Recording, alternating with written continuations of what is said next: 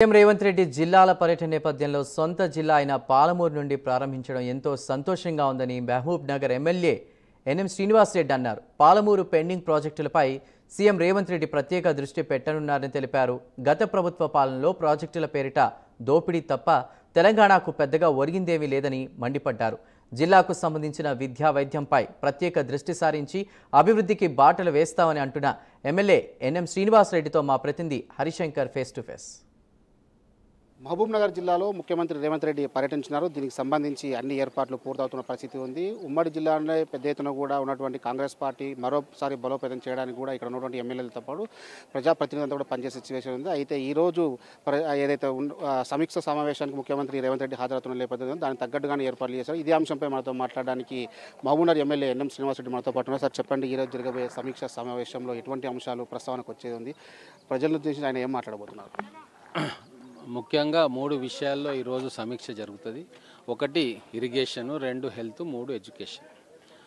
గత పాలనకు భిన్నంగా 10 సంవత్సరాల బీఆర్ఎస్ పాలనలో మహబూబ్ నగర్ పేరు చెప్పుకొని మహబూబ్ నగర్ వలసల గురించి, కృష్ణమ్మ నీటి దోపిడీ గురించి చెప్పుకుంటూ తెలంగాణలో మమ్మల్ని చూపించుకొని ఓట్లు తెచ్చుకొని తెలంగాణ రాష్ట్రం సిద్ధించిన తర్వాత ముఖ్యమంత్రి అయి మహబూబ్ నగర్ను పూర్తిగా నిర్లక్ష్యం చేసిండు కేసీఆర్. కాళేశ్వరం ప్రాజెక్టుకు 1,00,000 కోట్లు ఇచ్చిండు, కార్పొరేషన్లు పెట్టి నిధులు సమీకరించిండు. అల్టిమేట్గా ఆ ప్రాజెక్టు మునిగిపోతూ ఉంది. అదే మహబూబ్ నగర్ పాలమూరు రంగారెడ్డి లిఫ్ట్ ఇరిగేషన్కి వస్తే ఇక్కడ అనేక క్లియరెన్స్లకు ఇబ్బందితోటి అనేక అడ్డంకులు సృష్టించి ఈ ప్రాజెక్టు కంప్లీట్ కాకుండా అడ్డుపుల్లలు వేసిండు చాలా తెలివిగా. అదేవిధంగా జగన్మోహన్ రెడ్డి గారితో కుమ్ముక్కైపోయి కృష్ణానది నీళ్లను సంగమేశ్వర ప్రాజెక్టు, తర్వాత పోతిరెడ్డిపాడు కెపాసిటీ పెంచడం, మచ్చుమర్రి ప్రాజెక్టు, తర్వాత రాయలసీమ లిఫ్ట్ ఇరిగేషన్, ఇవన్నింటినీ కూడా వారు చూస్తూ ఊరుకొని రోజుకు 3 టీఎంసీలు తీసుకుపోయే సంధి ప్రయోగం చేసుకున్నాడు. కానీ ఇప్పుడు రేవంత్ రెడ్డి గారు వచ్చిన తర్వాత వారి సంకల్పం కృష్ణమ్మ జలాలు పాలమూరులో ప్రతి ఎకరాకు రావాలి, తాగునీరు పుష్కలంగా ఈ జిల్లా ప్రజలకు అందాలన్న సంకల్పంతో గతంలో మూలకు పడేయబడ్డ ప్రాజెక్టులన్నింటినీ కూడా వెలికి తీసి వాటికి ఎటువంటి బడ్జెటరీ అలొకేషన్ కావాలి, ఎటువంటి సహకారం కావాలి, ఎటువంటి అనుమతులు కావాలి అని చెప్పి చాలా దీర్ఘంగా సమీక్ష చేసుకున్నాం. ప్రగతి భవన్ గడిల పాలన జాగింది, సమీక్షలు అక్కడ జరిగినాయి. ఏ రోజు గత ముఖ్యమంత్రులు జిల్లా స్థాయికి వచ్చి ఇక్కడ కూర్చొని అధికారులతోటి, శాసనసభ్యులతోటి ఇక్కడ వాళ్ళతోటి మాట్లాడలే. కానీ రేవంత్ రెడ్డి గారు ఒక కొత్త ఒరవడికి శ్రీకారం చుట్టిండ్రు. మహబూబ్ నగర్లో కూడా అనేక సమస్యలు ఈ జిల్లాను పట్టి పీడిస్తూ ఉన్నాయి. వాటన్నిటికీ పరిష్కారంగా ఈరోజు మేమందరం చేసిన సూచనలతోటి అధికారులు ప్రజెంటేషన్స్ ఇస్తూ ఉన్నారు. రాష్ట్ర స్థాయి అధికారులు అందరూ ఈరోజు మహబూబ్ నగర్కి దిగి వచ్చిండ్రు. మహబూబ్ నగర్ కష్టసుఖాల్లో పాలు పంచుకోవడానికి వాళ్ళందరూ కూడా భాగస్వాములు అవుతూ ఉన్నారు. ప్రధానంగా ముఖ్యమంత్రి రేవంత్ రెడ్డి సొంత జిల్లా కావడం, ఇక్కడ నుంచే 3 సార్లు ప్రాతినిధ్యం వహిస్తున్నటువంటి పరిస్థితుల్లో ఇక్కడ ఉన్న పరిస్థితులు కూడా ఆయనకు పూర్తిస్థాయిలో కూడా అవగాహన ఉంది. అయితే ఈ నేపథ్యంలో ఈరోజు జరగబోయే సమీక్ష సమావేశంలో ఈ పెండింగ్ ప్రాజెక్టుల మీద ఎటువంటి అంశాలు ఆయన మాట్లాడబోతున్నారు, అదేవిధంగా విద్యా, వైద్యం, ఉపాధి అవకాశాల మీద జిల్లాను టార్గెట్ చేసి ఆయన ఏ విధంగా చేయబోతున్నారు? దేశానికి రాజా అయినా తల్లికి బిడ్డనే కదా. అందుకే ఈ పాలమూరు మట్టి బిడ్డ రేవంత్ రెడ్డి గారు ఖచ్చితంగా మహబూబ్ నగర్ జిల్లాను అభివృద్ధి చేయాలని చెప్పి ఒక నిజాయితీతో కూడిన సంకల్పంతో ఈరోజు మన ముందుకు వస్తూ ఉన్నారు. ఇక్కడ ఇబ్బందులు ఏమున్నాయి, ఫండ్ కన్స్టెంట్స్ ఏమున్నాయి, లేదా అనుమతులలో ఏమి ఇబ్బందులు జరుగుతూ ఉన్నాయి, ఇవన్నీ కూడా వారు ఆల్రెడీ రిపోర్ట్ తెప్పించుకున్నారు. ఇక్కడికి వచ్చి క్షేత్రస్థాయిలో యాక్చువల్స్ ఏమున్నాయి, రిపోర్ట్కి గ్రౌండ్లో ఉన్న పరిస్థితికి తేడా ఏముందని వాళ్ళ అధికారులను అడిగి తెలుసుకుంటారు. మేమందరం కూడా సూచనలు ఇచ్చినాం, ప్రజెంటేషన్స్ అన్నీ తయారు చేసినాం. అవి జిల్లా కలెక్టర్ల ద్వారా, ఇరిగేషన్ శాఖ అధికారుల ద్వారా ముఖ్యమంత్రి గారి ముందుకు ఆ ప్రజెంటేషన్స్ వస్తాయి. ఎక్కడెక్కడ వారి దృష్టి అవసరమో, ఎక్కడ నిధులు అవసరమో, ఎక్కడ ఆగిపోయిందో, ఎక్కడ అడ్డంకులు ఏర్పడుతున్నాయో వాటన్నిటిని కూడా అధిగమించే ప్రయత్నమే ఈ సమీక్ష ద్వారా మేము చేయబోతున్నాము. కేంద్ర ప్రభుత్వ సహకారంతో కూడా కేంద్ర ప్రభుత్వ నిధులు ఈరోజు పాలమూరు రంగారెడ్డికి అవసరం.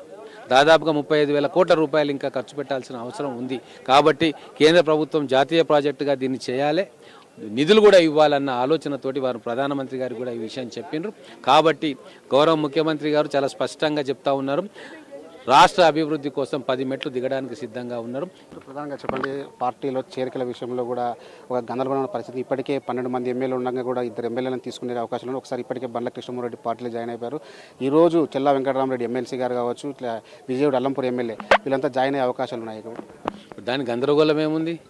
తెలంగాణలో ఏదైతే గబ్బు నదో విస్తరించిందో బీఆర్ఎస్ రూపంలో దాన్ని తుదముట్టించడానికి మేము అందరం ఉద్యమకారులం సంకల్పం తీసుకున్నాం. మా సంకల్పాన్ని ఇప్పుడు రేవంత్ రెడ్డి గారు భుజానికి ఎత్తుకుంటున్నారు. ఈ గడ్డ మీద మళ్ళీ బీఆర్ఎస్ అనే వృక్షం ఉండకూడదు, ఇత్తనంతో సహా మొత్తం కూడా సాఫ్ చేయాలని చెప్పి సంకల్పం. ఎందుకంటే 10 ఏళ్లలో 100 ఏళ్ల విధ్వంసం చేసిర్రు. ఈరోజు తెలంగాణ కష్టాలకు వాళ్ళు కారణం. లక్షల కోట్ల రూపాయలు దుబారా చేసిండ్రు, ఉద్యోగాలు ఇయ్యలే. నదీ జలాల దోపిడీకి వాళ్ళు కారణమైనరు. ఇవన్నీ చేసిన వాళ్ళ నా పార్టీని ఇక్కడ బొందబెట్టాలని సంకల్పం చేస్తున్నాం. అందుకే ప్రతి ఒక్కరిని కూడా తీసుకుంటాం. లాస్ట్ కుటుంబంలో 3-4 మాత్రమే మిగులుతారు. ఇక్కడ బీఆర్ఎస్ పని ఎప్పుడైతే టీఆర్ఎస్ను బీఆర్ఎస్ చేసిండో, తెలంగాణను భారతీయ అని చెప్పి రిప్లేస్ చేసిండో, ఆ రోజే తెలంగాణ ప్రజల మనసులో నుంచి కేసీఆర్ కుటుంబము బీఆర్ఎస్ తొలగిపోయింది. కాబట్టి ప్రజలు నిర్ణయించుకున్న దాన్ని మేము అమలు చేస్తున్నాం తప్ప ఇంకోటి ఏం కాదు. రాజకీయ పునరేకీకరణ అవసరం తెలంగాణకి ఈరోజు. కాబట్టి వాళ్ళు వచ్చే వాళ్ళను, మంచి వాళ్ళను తీసుకుంటాం, పార్టీని బలోపేతం చేసుకుంటాం. భవిష్యత్తులో మళ్ళీ 10 కాలాల పాటు కాంగ్రెస్ పార్టీ ఇక్కడ మనుగడ సాగించేందుకు ఏ రాజకీయ వ్యూహం రచించాలో అవి ఖచ్చితంగా మేము చేసుకుంటాం. ఇప్పుడు సాయంత్రం జరగబోయేటువంటి కార్యకర్తల సమావేశం, ముఖ్య నేతల మీటింగ్లో రేవంత్ రెడ్డి ఈ కార్యకర్తలకు కావచ్చు ముఖ్యంగా ఎటువంటి సూచనలు ఇవ్వబోతున్నారు? అది చూస్తారు మీరు కూడా. ఇప్పుడు ఒక పిసిసి అధ్యక్షుడిగా, ఒక రాష్ట్ర ముఖ్యమంత్రిగా కార్యకర్తలకు ఏ దిశానిర్దేశం చేయాలనో వారు చేస్తారు. ఖచ్చితంగా వారి ఆదేశాలను తూచా తప్పకుండా మా క్యాడర్ పాటిస్తుంది. ఇది మొత్తంగా ముఖ్యమంత్రి రేవంత్ రెడ్డి పర్యటనకు సంబంధించి అధికారులు అన్ని ఏర్పాట్లు పూర్తి చేశామంటున్నారు. ఉమ్మడి జిల్లాకు సంబంధించిన నేత ముఖ్యమంత్రిగా ఉండడం తమ అదృష్టంగా భావిస్తామని చెప్పి ఇక్కడ నేతలు చెప్తున్నారు. సాయంత్రం 6 గంటలకు ఇక్కడ నుంచి ఆయన తిరుగు ప్రయాణం కాబోతున్నారు. ముందుగా ఏర్పాటు చేసినటువంటి ఏదైతే కలెక్టరేట్లో సమీక్షా సమావేశంలో పాల్గొన్న అనంతరం కూడా సాయంత్రం ముఖ్య కార్యకర్తల సమావేశంలో ఆయన పాల్గొని ఇక్కడ నుంచి కూడా నేరుగా హైదరాబాద్ వెళ్లే అవకాశం ఉన్నట్టు కూడా తెలుస్తుంది. ఇది ఇక్కడ ఉన్న తాజా పరిస్థితి. కెమెరా పర్సన్ రాజశేఖర్తో హరిశంకర్, ప్రైమ్ 9, మహబూబ్ నగర్ నుండి.